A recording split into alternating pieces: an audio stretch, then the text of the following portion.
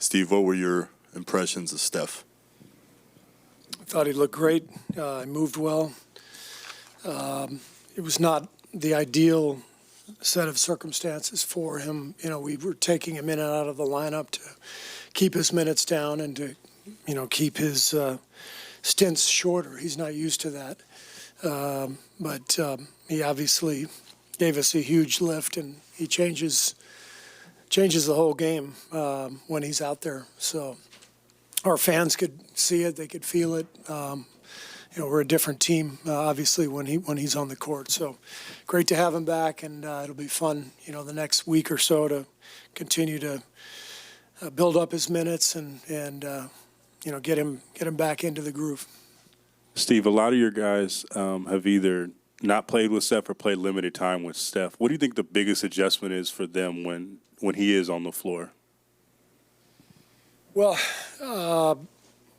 it's even an adjustment for me, because this year we have called a lot more plays without Steph. And so there's a different rhythm to the game. When Steph's on the floor, we're not going to call as many plays. So guys have to get used to just running down the floor and spacing and setting screens for them. And then it's going to be, drive and kick and move the ball and play. We've had to, with the injuries, we've had to call a lot more plays in the half court. And so we've got to find the right rhythm now between those two things, when he's on the floor and when he's off the floor. So execution is the big one. And we'll get there. We'll get better. I thought tonight Toronto just turned up the volume in the fourth quarter defensively, and it's a great experience for our young players, especially to feel what amounted to a playoff atmosphere where the defense ramps up and you got to execute and you got to stay poised and all that. And so it was a really, really good night for us to feel that and to experience it. Did it seem to you like he was really kind of testing that left hand? I mean, he threw a bunch of passes with the left hand and the dribble. No, I don't. I honestly don't give that stuff a second thought. He looks exactly the same to me. He's always used his left hand really well as a passer and a finisher, and I didn't notice anything different about him. Steve, the vibe in the building tonight seemed a little bit different. How was it in the locker room pregame and in huddles during the game, and how was it on the bench? There was just a different level of anticipation and excitement. It just, to me, it feels like, it's on again. We're now through the woods, as I said before the game. We can start looking ahead and using these games to prepare ourselves for trying to reach a higher level of play. And for the most part, we did that tonight, but we also got a great lesson against the defending champs, what it's like to play at that level. All we talked about before the game was transition defense. But until you face that kind of speed coming downhill at you, it doesn't matter what the coaches say. We just show it on film and try to get them ready, but that's different than having, Siakam and Lowry coming right at you. So we're going to have to reach a different level of defensive awareness, game planning, gamesmanship.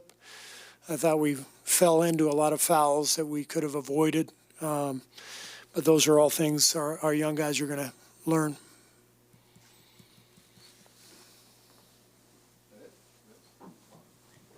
How do you think Wiggins looked in his first game next to Steph? I thought he looked great. He hit a couple big threes down the stretch to keep us in the game. He rebounded well. He defended. He's a versatile defender for us, and in that kind of game against that kind of size and versatility, to have Andrew to be able to switch him on to anybody on their side is just a huge dynamic that won't show up in the stat sheet.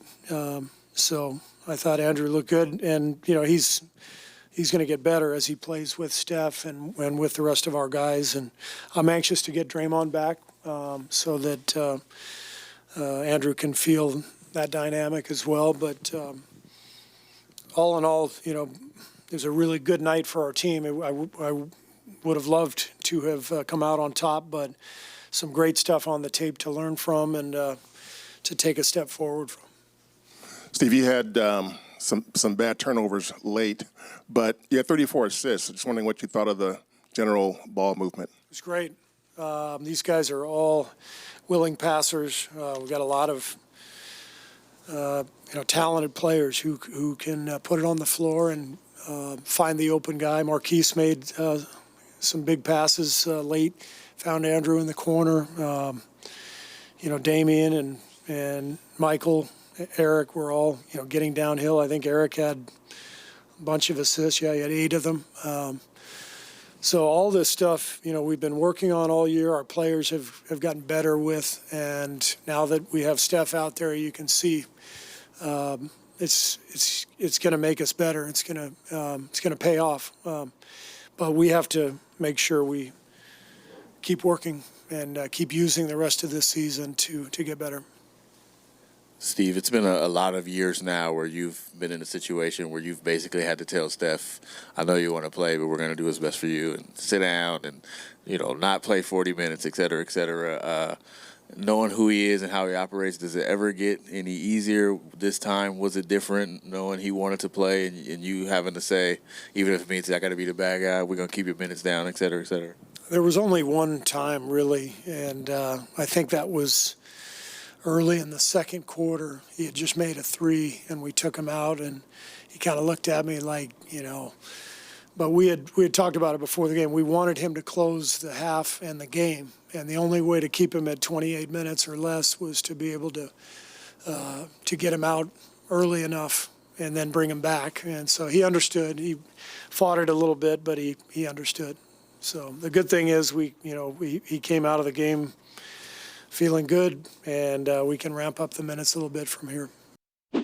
Thanks for watching ESPN on YouTube. For more sports highlights and analysis, be sure to download the ESPN app. And for live streaming sports and premium content, subscribe to ESPN+.